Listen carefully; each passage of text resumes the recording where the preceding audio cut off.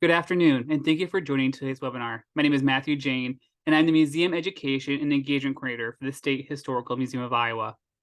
The Iowa History 101 webinars, presented on the second and fourth Thursdays of each month, explore Iowa's history from pre-statehood to current day. You can learn more about this series and all of our other programs on our website at history.iowa.gov.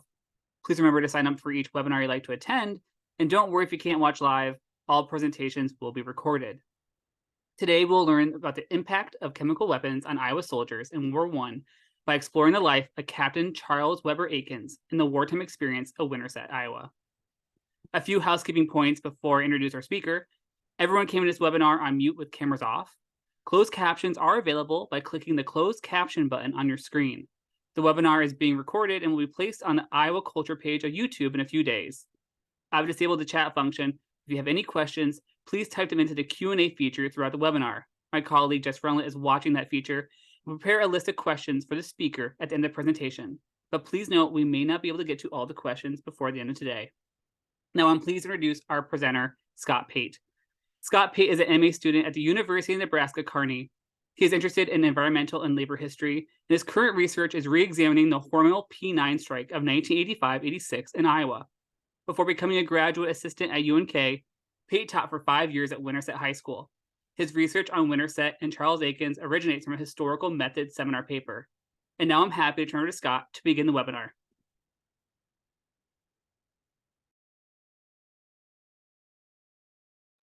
Have to unmute myself, sorry. Thank you very much. I appreciate this opportunity to share some of my research that I have conducted as a graduate student.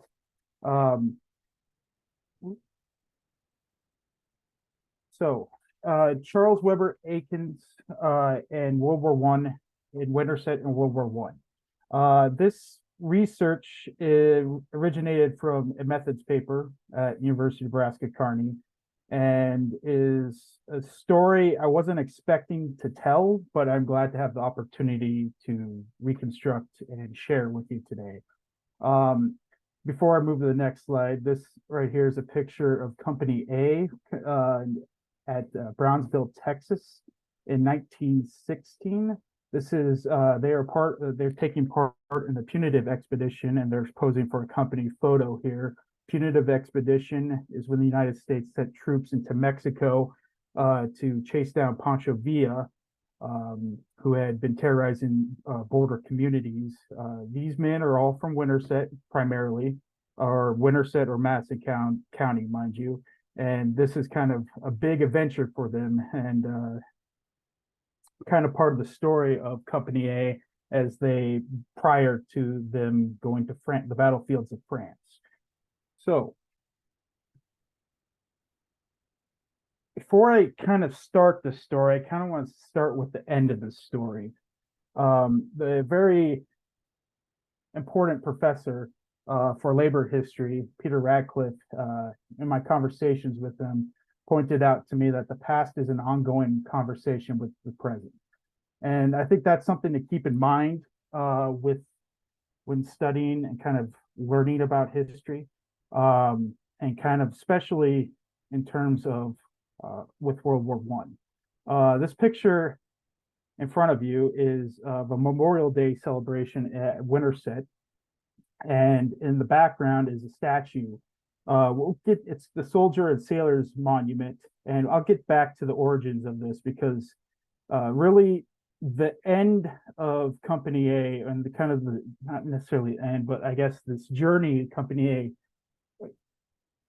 embarks on throughout World War I really ends with this monument, and it's dedicated and this monument is dedicated and originates from the struggles of Company A and Charles Aikins.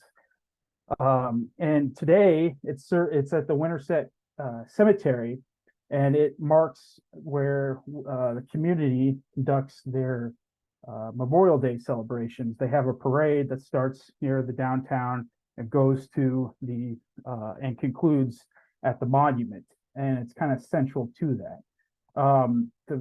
But there's more to it than just a statue. There's a story there. I taught 5 years in Winterset at the high school, and part of the challenges of teaching high schoolers history is how do you make it relevant to today. Um, in Iowa, the Common Core tries to encourage incorporation of Iowa history into things like world history or American history. And one of the struggles as a teacher for high schoolers teaching world history and specifically World War One is how does this connect to our community? Um, this is a story that when I first discovered it, I kind of wished I had discovered it when I was still teaching high school because it really shows a human side of things for the community and shows how people from Winterset and Iowa in general were really took part at the beginning of World War One. It had a very major role to play in the American experience in 1918. Um, Winterset is a community that likes to connect itself to the past and influential parts of the past, whether that be George Stout, who is famous for in the movie Monuments Men, who helped kind of preserve art history in World War II. George Stout grew up in Winterset, graduated from Winterset High School, and served in World War One at the same time of Charles Aikins and the other members of Company A. While Company A embarked on a very different path than George Stout, he witnessed what he heard about what Company A went through. However, if you his history in World War II is more well known in the community compared to Company A, which is largely overlooked at times. So I started my research last fall into kind of what the home front of World War II and World War I was like for Winterset. I was hoping to pursue my interest in environmental history and just interest in recent current events with the pandemic, with COVID, and examining the Spanish flu's impact in the community. So when I went to the Madison County Historical Society looking for just kind of stories about the Spanish flu and information about the Spanish flu in World War One, I was given 3 scrapbooks of what they have in their collection. And the very first scrapbook I opened up, and on the very first page was this article, and it captivated me because it says France honors Iowa hero, and then in the caption it says Charles Aikins, Winterset, being decorated by a French general with the Croix de Guerre, and is the first Iowan to receive the honor. Now, I was an undergrad at the University of Iowa as the Hawkeye Marching Band, and I've spent many a days, Saturdays in Kinnick Stadium, and it always begins with Niall Kinnick's Heisman Award speech when they do the national anthem. So I've listened to that many a times. And in that speech, he says Americans much rather fight and win the Heisman Award than the Croix de Guerre. So this is a word, an idea, a medal, an honor that I was familiar with already. And I was curious why someone from Winterset won this award and why I didn't know about him more specifically. And as I dug deeper, his Aikens' story became more and more interesting to me and eventually overtook my interest in the Spanish flu, in which I kind of shelved and kind of focused on more what happened to Aikens. Why don't I know about him? Why doesn't the community know more about him compared to someone like George Stout? So I pursued this, and I'll first, before I kind of, and then by doing that, by pursuing his story, it uncovered another aspect of Iowa history with chemical weapons, which I'll get to. But first, I'll introduce you to Charles Aikens. This is a picture on the left of him towards the end of his World War I experience with the Croix de Guerre on his uniform. And then on the right, we have a picture of Charles Aikens right before he retired. So Charles Aikens was born on March 19th in 1871. His father was a Civil War vet that volunteered during the American Civil War, and he went off did his service, and came back to Pella, where he raised his family and eventually had Charles. So Charles grew up in a family that had a father who had served his country and was also a father that was dedicated to providing for his family. Charles's father worked as a salesman, as a clerk, and eventually had the opportunity to purchase a shoe store in Winterset. And he moved from Pella to Winterset, and Charles Aikins followed him and went into business with his father selling shoes. And that's how Charles Aikins made it to Winterset. Prior to moving to Winterset, he graduated from Central College, where he met his future wife. And then he moved to Winterset in 1896. This is kind of where the Aikins set their roots. And Charles Aikins is going to start to try, in a way, imitate his father's career a little bit. He doesn't serve in the Spanish-American War, but what he does do is joins the local National Guard in 1901, and he'll be elected captain in 1905. So while he's working as a salesman for shoes, he joins the National Guard, and it becomes kind of a hobby for him. And Winterset is a small farming community just southwest of Des Moines. It was a population around just about 2,000 people in 1915. So it's a small community, but they're able to support a local National Guard company. So Company G, as it was known, was made up primarily of people from Winterset. And their captain was from Winterset, Charles Aikins. And Aikins dedicated a lot of time to the militia or the National Guard, and he drilled his men and instilled distinct discipline into his men. There was a well-known story that was told during World War I about how he would train his men in drills and formations that were not common in the National Guard during this time. And during one inspection, it actually put his attention to detail, actually put the National Guard inspector to sleep, apparently. So he's not he doesn't take his duties lightly. He's quite serious about what he does, and he puts his full energy and devotion into it. When his father's health declines in 1913, he chooses to resign from the Iowa National Guard to focus in on his family's business and to also his father, who finally passed away at the end of 1913.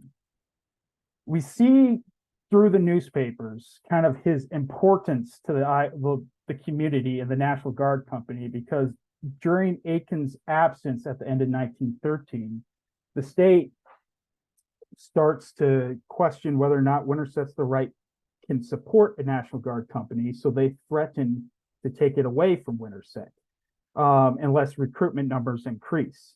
It's hard to tell if this is partly what motivated Aikins to return to the Company G, or if it's because his father passed away and was able to get the family business in order. But in 1914, he would return to the National Guard Company as a captain and would remain so through the end of World War I. And the questions of whether or not Winterset could support a guard company or disappear.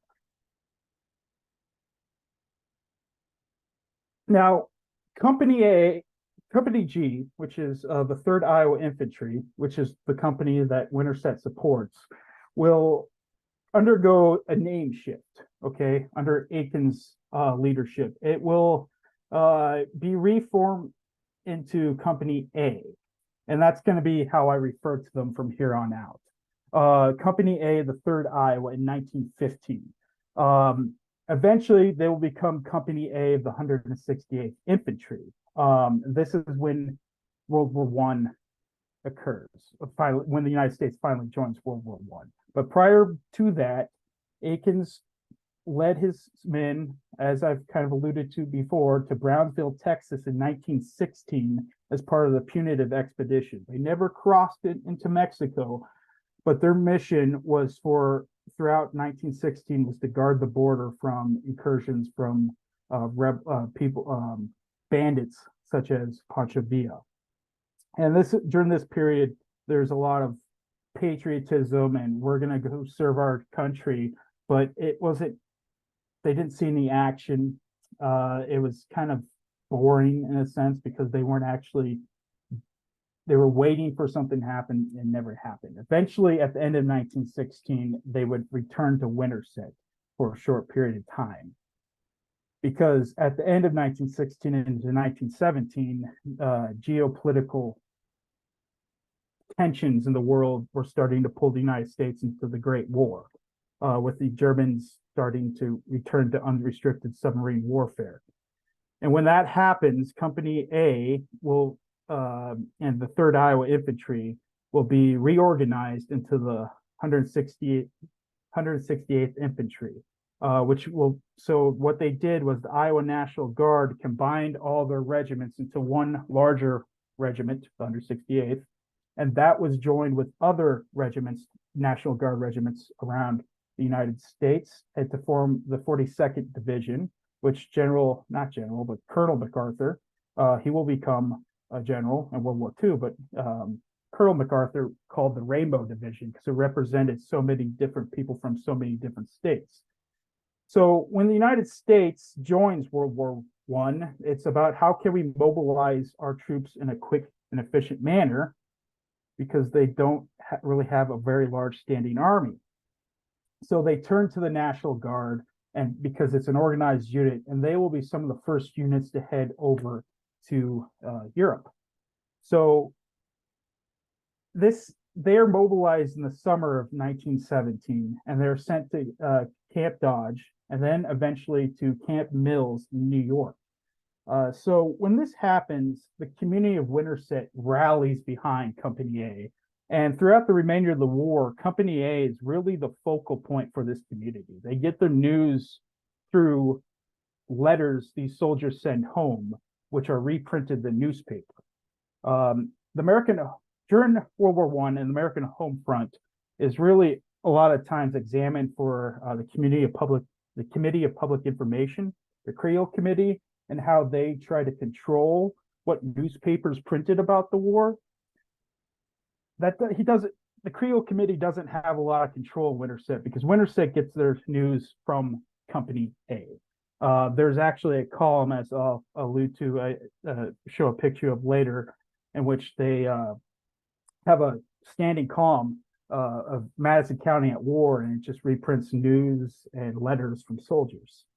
So it's not just Winterset, though, that is going over there and participating in events. We have soldiers from across the state that were part of the 168th Infantry. At the bottom here is a unit picture after the war of the regiment.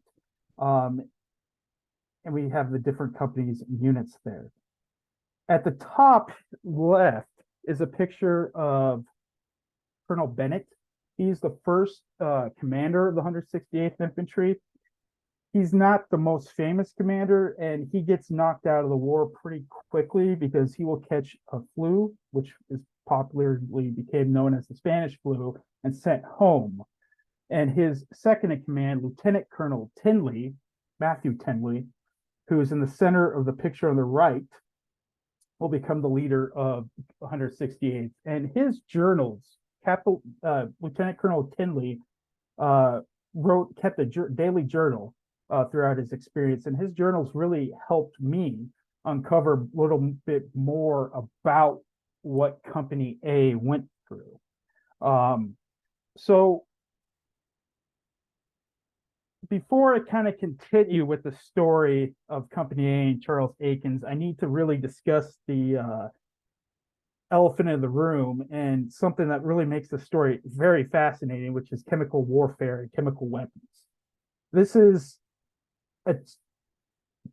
Company A is going to find itself in a way as guinea pigs, or kind of part of a larger experiment of learning the effectiveness of using chemicals and technology to achieve battlefield results. So a lot has been written about chemical weapons by historians.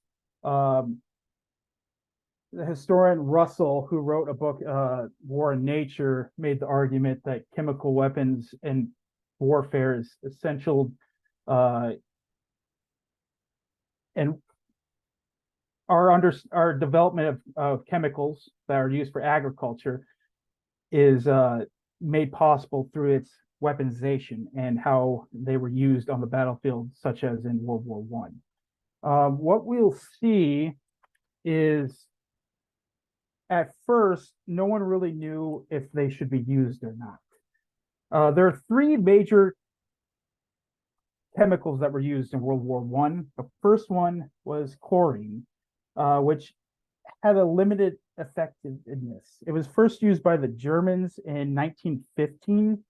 It had a 35% death rate because it was really effective when it was first used in Ypres salient against the British and the French, because they were unprepared. If you breathed it in, your lungs would solidify and you would drown.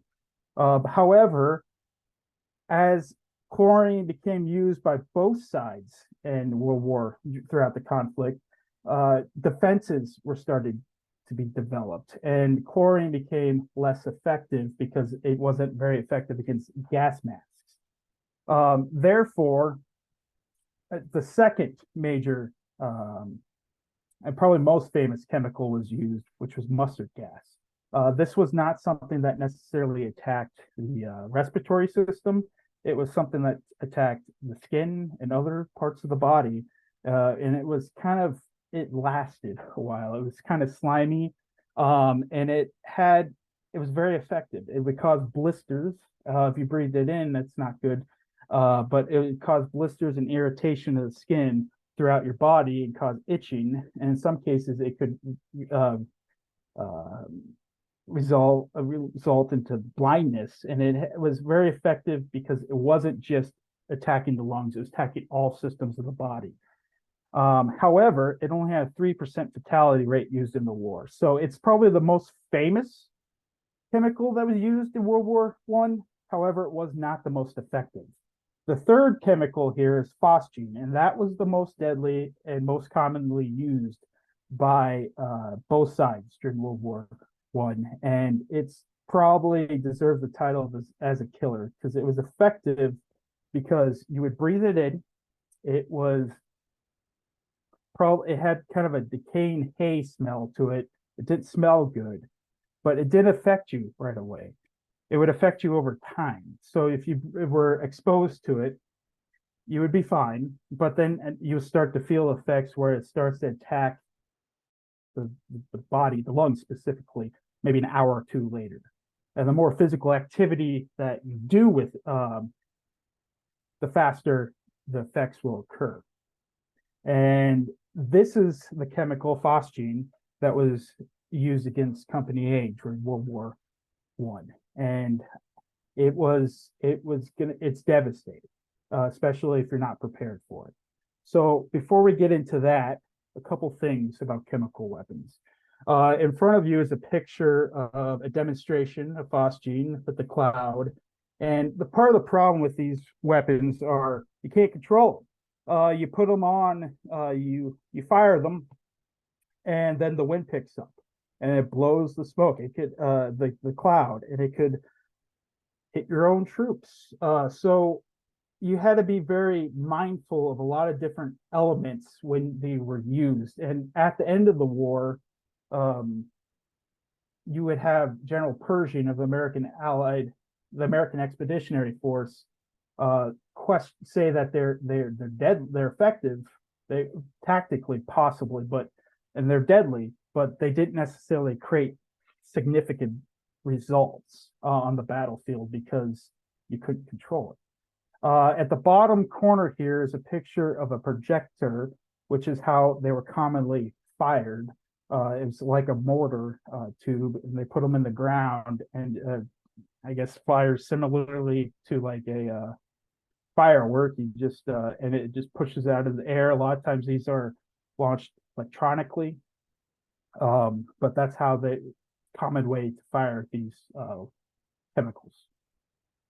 So with the introduction of chemical weapons on the battlefield, armies and generals and officers had to adapt their troops to this new battlefield. So there's a lot of different ways that they introduced to try to get soldiers to protect soldiers. In front of you is probably one of my favorite photos because it's interesting that this was adapted by the Americans. Because this is a kind of a fan. It operates a little bit like a trenching tool, where it's got a metal handle and it's attached to kind of a canvas fabric that's in a rectangle. And the idea is you flap it and it gets the bad air, the chemically contaminated air out of a trench. It was first developed by British officers earlier on in the war before American participation. And then by the time the Americans joined the war, the Americans were unprepared for chemical warfare. So they adopted the different kind of strategies used by the French and the British, this being one of them. However, there was a British general at this time that already had come out and said that this is not an effective strategy because it takes a lot of work, and the more it's labor intensive, and if you are affected by a phosgene, it's only going to speed up the effects. So, and then we also have mustard gas, which is kind of, it stays in the soil more than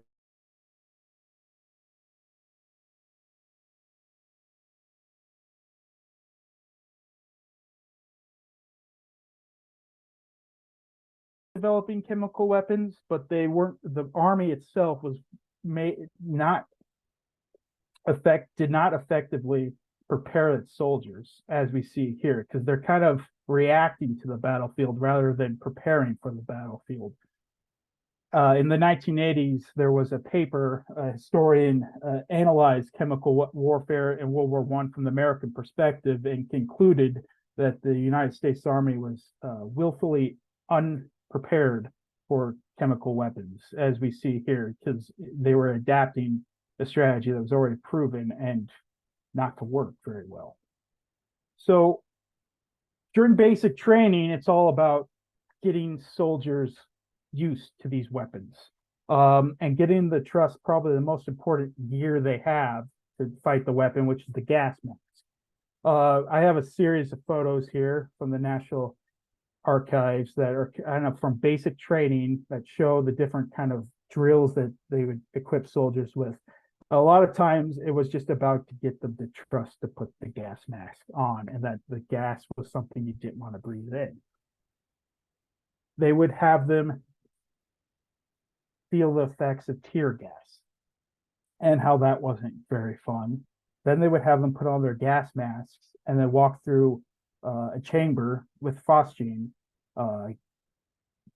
inside to show how the gas masks worked and how it was important to wear them. In the bottom center photo there with the chemical cloud, you have soldiers rushing to put their masks on. You can't see it very well, which is unfortunate, but there's actually a dog there, a French trained dog, that his job, dogs were on the battlefield all the time. It'd be actually interesting to study more into kind of the role of dogs in the war. But his job was to run down the line to alert the soldiers that you got to put your mask on, this is for real. Because what we're going to find here is fighting chemical weapons and protecting yourself is about taking it seriously and not wasting time and putting the mask on. Another good picture I like a lot is on the far right, the soldier wearing his mask while peeling potatoes. This seems kind of counterproductive or kind of silly to do, but this would actually be something that would be worthwhile to do, which is to get used to wearing these masks, which are very clumbered. They're not uncomfortable to wear.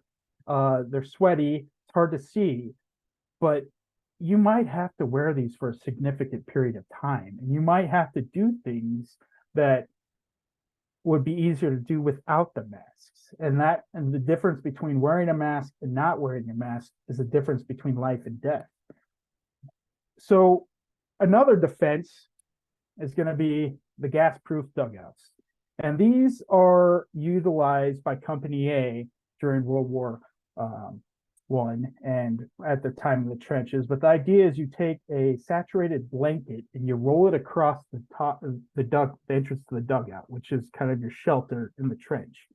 And the idea was that you would weight it down on the sides and the bottom, and that would prevent the contaminated air from getting inside the dugout, and you would have a safe spot. Because what you'll see is that majority of gas attacks that Americans withstood during the war occurred at night.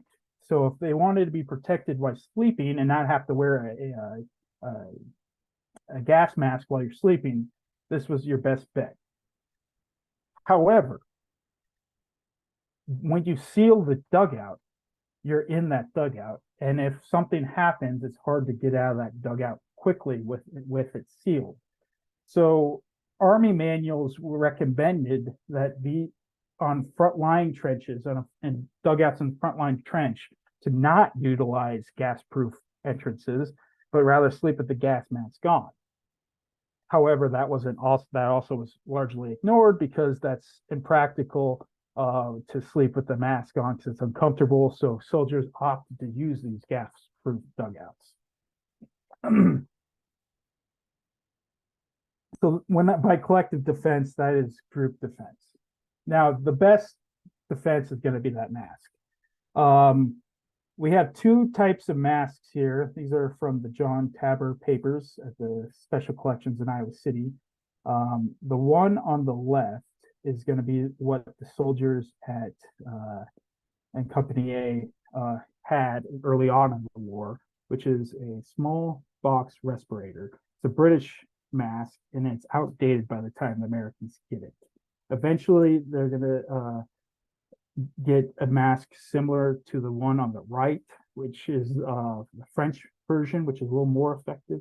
But largely, they're going to be wearing what's on the left. Now, that's going to change over time. The Americans are going to finally start producing their own effective masks. But what we see here is early on in this war, these soldiers that are first in the trenches from the United States, they're using outdated technology. They're using kind of equipment that is essentially from the other countries that they already show it doesn't work very well.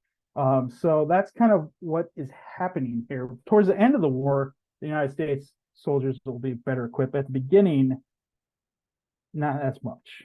Another picture of our trench fans, and then we see a soldier with a exploded shell. It's hollow inside, so but that's an exploded chemical shell. So going back to Company A. Company A and Charles Aikins are going to go overseas, and they are one of the first units to arrive in France. Now, the Big Red One, the first division is first, but they're right there with the Big Red One, the 42nd is. And you're going to see Iowa soldiers early on learning to adapt to life in the trenches as the United States sends more and more troops over. If you look at the battlefield history of the 42nd Division, they largely ignore significant action prior to July. So from February to June through June is a period of just acclimation, getting used to the trenches. Not a lot happens, apparently. That's not true because a lot does happen. A lot does happen for Company A and Aikins and Iowa soldiers. By the time the 168th is over in France, Merle Hay, who was of the 1st Division, had already been killed by the Germans, and he was the first Iowan and one of the first Americans to be killed in World War I, and he had a road and eventually a mall named after him. However, his story is going to be overshadowed by eventually what happens on March 5th.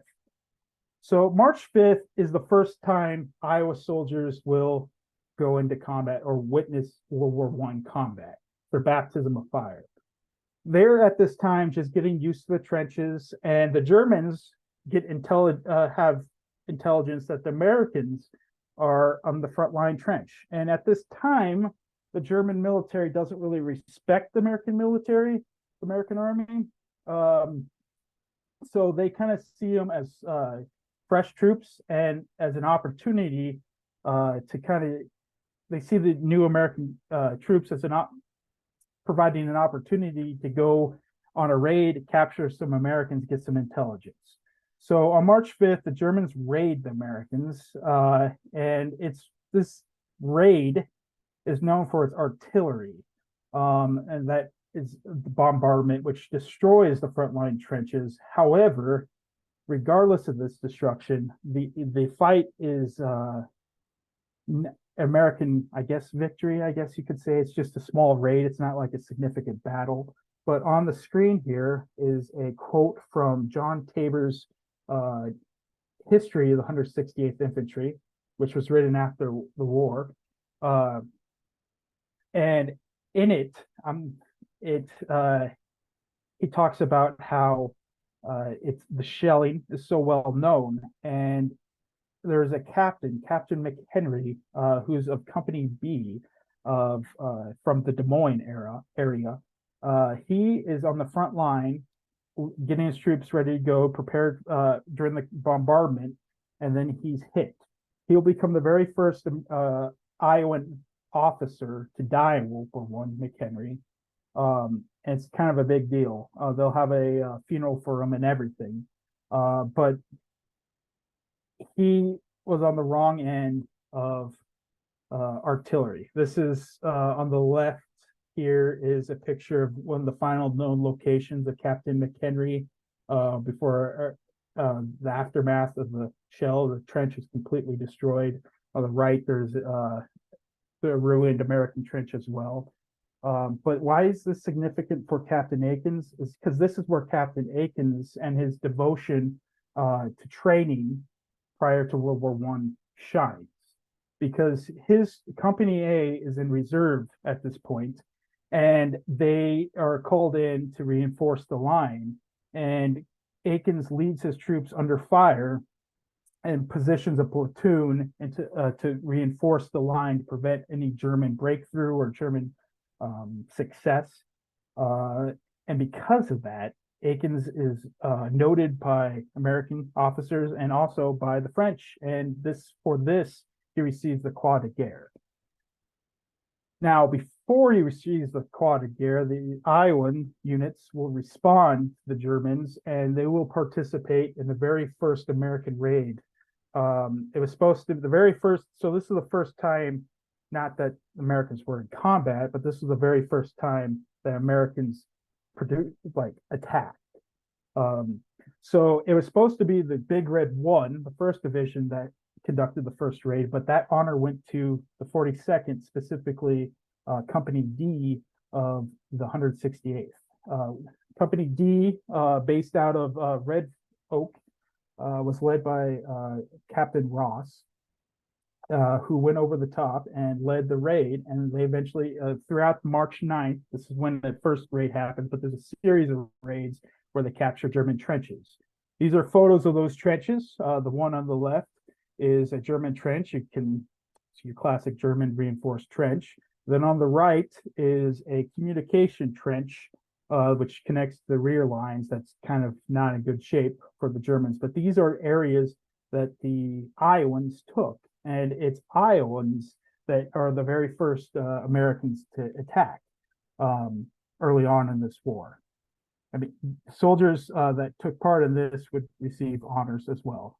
But the big thing for Aikins and Winterset is March 15th. 10 days after the March 5th initial raid, there's a ceremony in which soldiers or Americans receive the Croix de Guerre. The very first one to receive it is Aikins. This is the photo that captivated me at first. Who is this man? And here he is on the far right with a French soldier petting the award.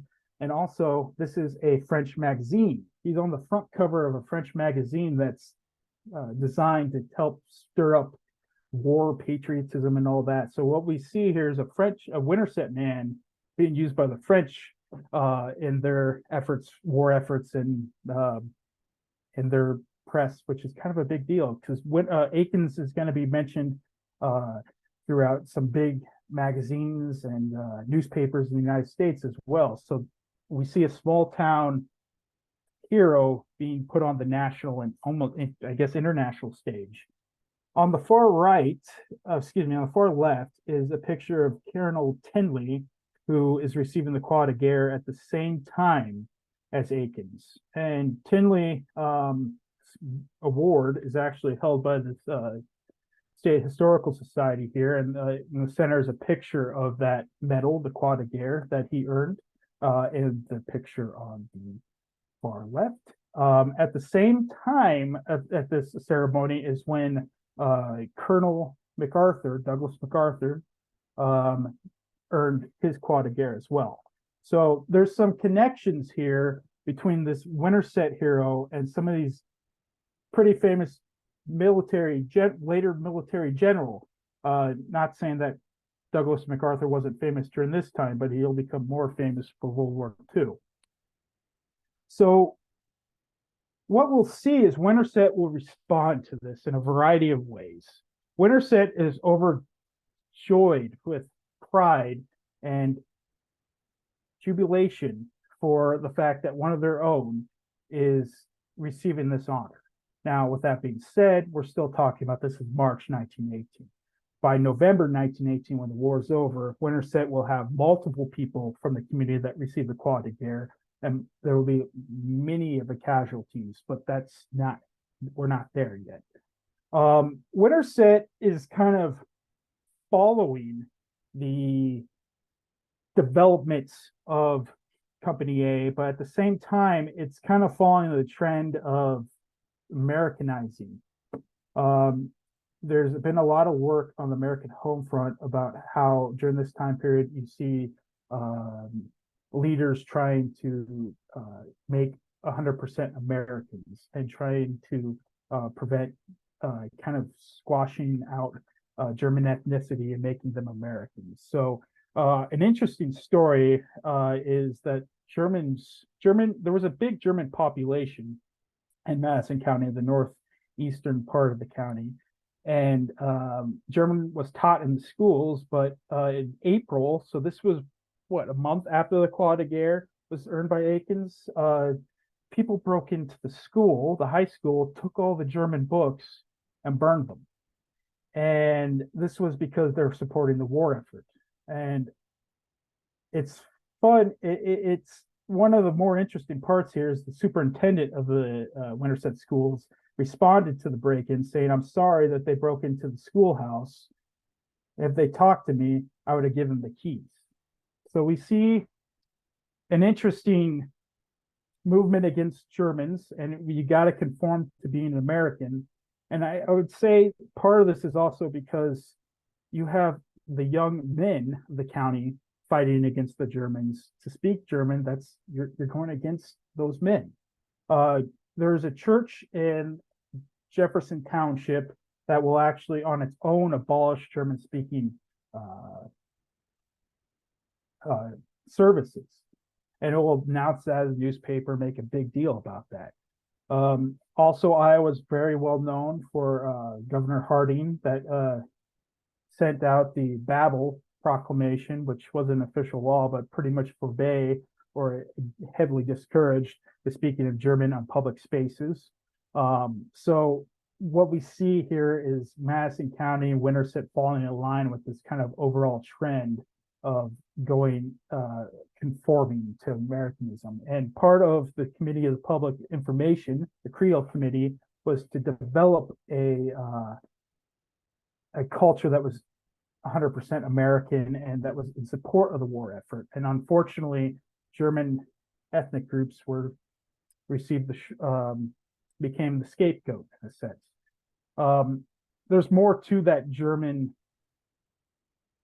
connection and disliking of the Germans that will come out after May 27th, but I'll get there here in a second. that is a headline. Madison County World War and the World War. That is a common column that is seen in both the Madisonian and the Winterset News, during the two major newspapers of the county during this time period.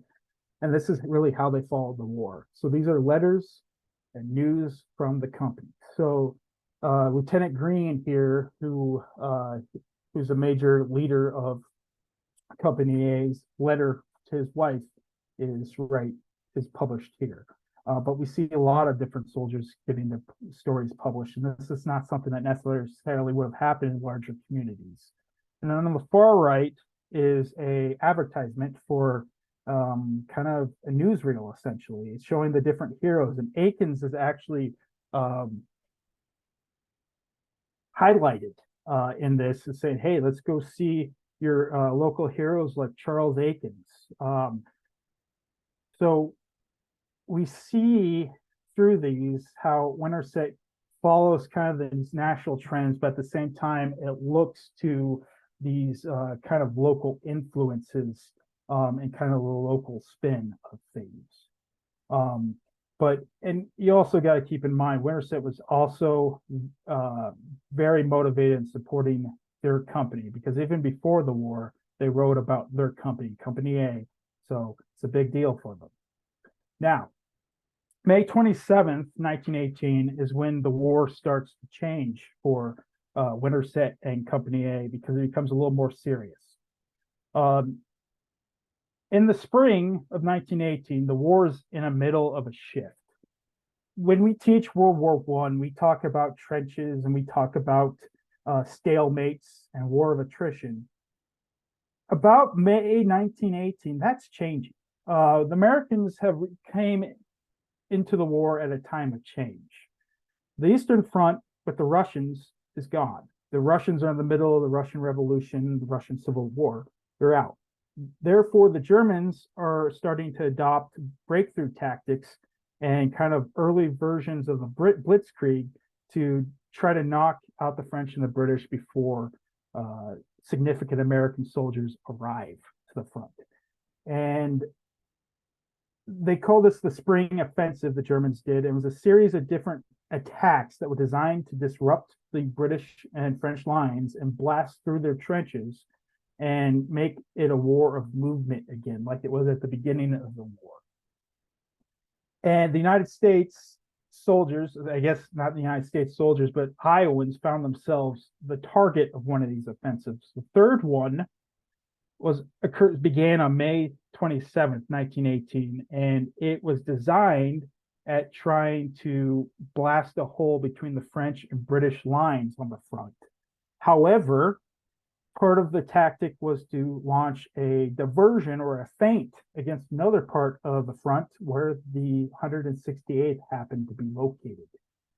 And on this night, Tinley writes about how German soldiers are warning of an upcoming attack. At the same time, though, you have soldiers that are still getting used to the front and they're tired, and then they are violently awakened. So what happened was around 1 a.m., about 1,000 projectors were fired, about 1,000 canisters of gas towards the American lines, and they caught the Americans out of surprise, the Americans, the Iowans, and it was a mixture of phosgene and chlorine that hit the lines. And at the same time that they're firing the chemicals, they're concentrating their artillery fire, because the German tactics are to try to stir up the chemicals and also to create confusion. The German system of doctrine was all about surprise, confusion, and the chemicals were, it's a sign that they weren't necessarily looking for a breakthrough, but they were really trying to get their attention and trying to create an effective tactical diversion compared to the larger attack. Company A is at the center of this. The attack is going to catch them off guard, and it's going to devastate the lines. When it happens, Charles Aikins goes to Lieutenant Green, who's pictured here at the bottom, and tells him to go alert the men. There is not a system developed yet to effectively communicate that there's a gas attack. So Lieutenant Green is going around to the different parts of the trench and the dugouts to say, get your gas mask on, this is a gas attack. He had problems taking his mask on and off, and he would constantly take his mask on and off to try to communicate with these soldiers. By doing so, he kept breathing in phosgene and kept going from trench dugout to dugout, saying, hey, get your mask on. At the same time, Aikins is going around to his men, helping them out without a mask on as well. And a lot of these soldiers were sleeping, and they were in these dugouts that were gas-proofed, but the explosions of artillery blew open the dugout blankets, so they became exposed to gas without knowing it. So on here is a description from Captain Ross, who participated in one of those early American raids. And he writes of this attack saying, the attack came at 12:55 a.m. so that it was on some of them before they were awake. The gas was phosgene mixed with chlorine. Phosgene injures the delicate air cells and passages of the lungs and allows the liquid of the blood to seep through into the lungs so that the patient in severe cases actually drowns in their own blood fluid. At the same time, his blood thickens and his heart rate has great difficulty to pump it in its way, and cases of heart exhaustion are frequent. The gas not only affects the men, but the trench rats were killed, the carrier pigeons died, the pet cats and dogs had to give up, and the vegetation had the appearance of having been badly frosted. Ross would eventually find Aikins and see Aikins struggling and order him to go to seek aid behind the lines. It took a direct order to tell Aikins, you've been exposed, you need to go seek help. And when Aikins gets to the service line to the hospital, he doesn't effectively really understand what happened to him, because when he's in the hospital, he writes to his wife, this is eventually printed, it's saying, I ordered Lieutenant Clarence Green to the hospital 2 hours before myself. At that time, he seemed no worse than I was. If the worst happens, you can solve Mary. He wrote this not knowing that Lieutenant Green had already passed away because of his exposure to phosgene. And he himself had been heavily exposed, and he likely did understand the extent of it. The community is going to learn of this in piecemeal, and at first they're going to think the entire company's wiped out, because Colonel Tenley, who's the commanding officer of the 168th at the time, will even state that he believed that there was over 100 casualties, and most of the Company A are casualties. I guess I should also point out Captain Fleur, who Fleur Drive in Des Moines is named after, is one of the casualties during this attack. And what we'll see is Winterset will at first respond with anger. They learn about this maybe a week after it happened, and they will start going after German natives. There is a German native in Madison County that is stuck in the United States because he can't get to Germany because the countries are at war. He's ran out of the county when news of Lieutenant Green and the other men is made known. He's fearing for his safety, and the newspaper even says it was a good move because there was no way to protect him. So we see kind of this vigilante justice starting to spring up. But at the same time, we start to see hope in this, where Lieutenant Green's father will become the leader of the War Memorial Committee, which originates the day of the news attack as well, where their job is to develop a monument to these men to honor the sacrifice of these soldiers. And this will develop, and they'll continue all the way to 1920 when eventually the monument is created.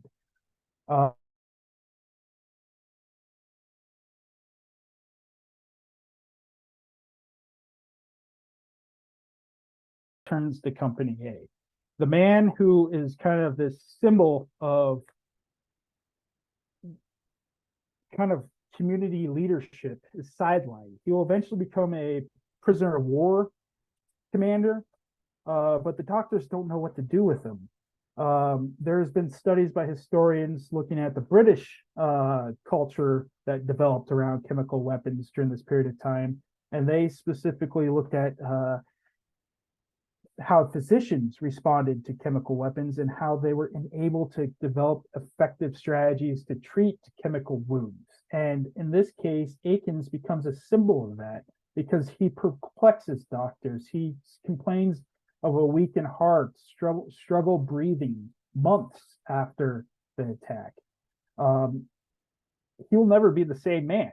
When he comes back, there will be accounts saying how he's changed and how he's not necessarily his kind of weaker looking.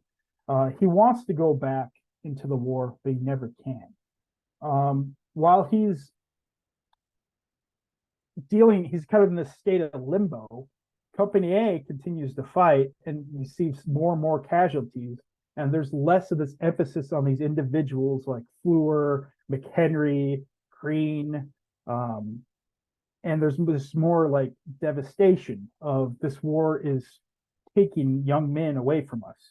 What we see here in front of you is the homecoming parade for Company A at Winterset, and they are marching around the square, and most of these men are served in the company. However, most of these men did not return with the company. Only about 6 men from Winterset actually returned with the company after the war because of wounds and just attrition. But what we see here is Captain Aikins leading the troops. They're marching around the square. They'll stop at the Winterset Armory, the National Guard Armory, lower the flag, and that becomes a symbolic end to Company A. Their story is a compelling one because it's one of these guys led the war effort for Winterset, and they were also the unit that resulted with the United States changing its tactics for chemical weapons. The Leavenworth papers specifically point out to the May 27th attack as the moment where the Allies start to coordinate gas officers and coordinate effective defenses to chemical weapons, which was necessary to succeed on the modern battlefield. But that does not do anything to help Aikins. Aikins will eventually, he will live a long life. He'll eventually pass away in 1955, but he will pass away after a life of illnesses, and he will pass away because of a respiratory illness, which it's hard to not conclude that had something to do with his invisible lung damage from his wartime experience. So today, the company is not necessarily remembered as well as compared to some individuals, but their monument remains a focal point to the rituals and celebrations of the community for Memorial Day. Like I said before, this monument here is the resulting of that was created because of news of the May 27th attack. And around it are the plaques of all or stones that have the names of all the soldiers and men from Madison County who lose their lives in the war. A lot of them are from Company A, many are not, but it's kind of the legacy of Company A. At the end of the war, the body of McHenry is exhumed and returned to Iowa. There's a big ceremony for that, which you see his funeral there in the top right corner. In the bottom right, you see Company A marching in their homecoming parade in Winterset. So chemical weapons, they are central to the story. They change the trajectory of an individual and kind of impacted community, but they will never really be used on a modern battlefield legally. Again, because after the war, there's pushes to end chemical warfare. It still has occurred, obviously, but I would like to point out one thing is that the United States in 1993 signed on to the Chemical Weapons Convention, which pretty much required signatories to destroy all of their chemical weapons, their stockpiles. And in July of 2023, this past July, the United States Department of Defense announced the destruction of the final remaining American weapon stockpiles, which included weapons that were originally developed for World War I. So the 20th century is the century of chemicals, weapons, but as we see, the story of Aikins here ended with the monuments. Chemical weapons have met their end as well. So I know I ran over a little bit, but questions? Well, thank you, Scott. We do have time to answer one question. So I just wondered if you could share, what are your favorite sources around this topic? Favorite sources around this topic.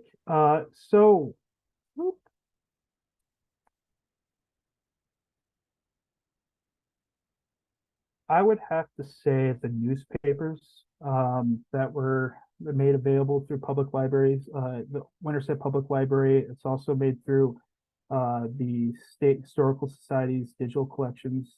Those are essential to the story and reconstructing it. Now, the newspapers were flawed. There's some facts that were found that were not necessarily right, but those were an important source. But Colonel Tinley kept a journal, and it's in the collections at the State Historical Society. That was a fascinating thing to read through because it kept all the information and it was very to the point. But to kind of read that and see what these guys thought and how they approached things. There was one last source, I guess. There's a letter from Robert Hills that's at the Madison County Historical Society that is by the soldier who's in the hospital, weak. You can tell because he's writing on this paper. He can barely write on it. And he is writing about what happened to the company. You can barely read it. I didn't include it in the slideshow because it's so difficult to read. It's very faint via photograph, but it just shows you kind of how he processed the event, and it just shows you kind of, it's more than just words. Sometimes there's other aspects, and just this idea of a soldier who lost friends, who's already sick, and he's still taking the time to write, and you can just tell he was having struggling to write. It's fascinating. That is a really good point, Scott, and really illustrates the value of primary sources. And with that answer, we will bring this webinar to a close. Thank you to everyone for joining us today, and we would like to extend one last thank you to our presenter, Scott Pate. We hope everyone will sign up for future Iowa History 101 webinars taking place on the second and fourth Thursdays throughout the year. There are many great stories to tell in the upcoming months. For more information and to register for future webinars in this series, or to watch recordings, check out our website at history.iowa.gov. Looking to learn more Iowa history? You can find and watch over 50 recorded webinars of past 101 programs on the Iowa Culture YouTube channel. We look forward to virtually seeing you for the next Iowa History 101 webinar set for December 14th. Thank you all again for joining us today, and have a great afternoon.